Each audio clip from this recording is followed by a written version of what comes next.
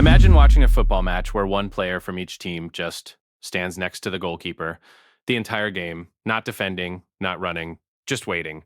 Every single match would look like this if the offside rule never existed. Sounds dramatic, right? But this isn't speculation.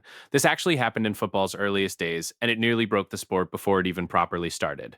Today, we're exploring what football would genuinely look like without the offside rule, using real history, real chaos, and one defender who became so notorious he almost got the rule rewritten just to stop him. Football's very first official rulebook, written by the FA in 1863, didn't even have an offside rule the way we know it. It simply banned forward passing in the opponent's half entirely. So early football looked more like rugby, players dribbling forward in packs, because passing ahead was illegal outright. By 1866, the rule loosened slightly. Now a forward pass was legal, but only if three opposing players stood between the attacker and the goal. This stuck around for nearly 60 years, and for most of that time, it worked fine. Then came Bill McCracken. McCracken was a Newcastle United fullback, and he discovered something brutal. If his defense stepped forward in perfect unison at the right moment, attackers got caught offside constantly. He weaponized it.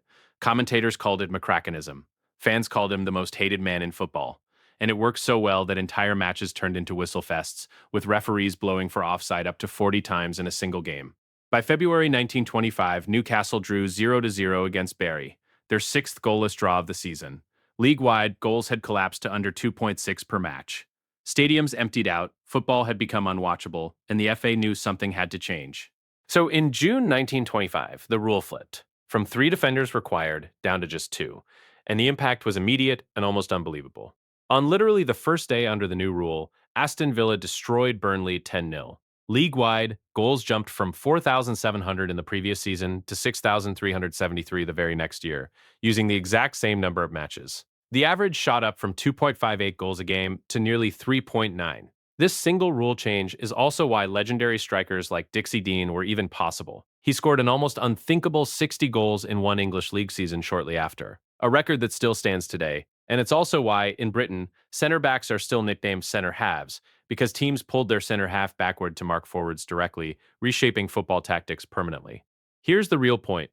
Offside isn't just a confusing rule that ruins celebrations with VAR lines. It's the single law that forced football to become football.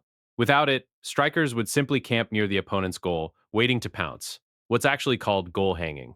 There'd be no need for through balls, no offside traps, no high defensive lines like Pep Guardiola's teams are famous for. The entire tactical chess match football is built on pressing, timing runs, defensive shape, exists because of this one law. So next time offside disallows a goal and the whole stadium groans, remember, without that rule, football almost died from boredom exactly 100 years ago.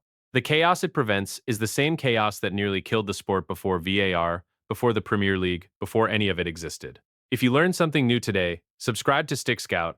We break down the rules and history nobody else explains properly. Drop a comment. Do you think offside should change again, or is it perfect as is? See you in the next one.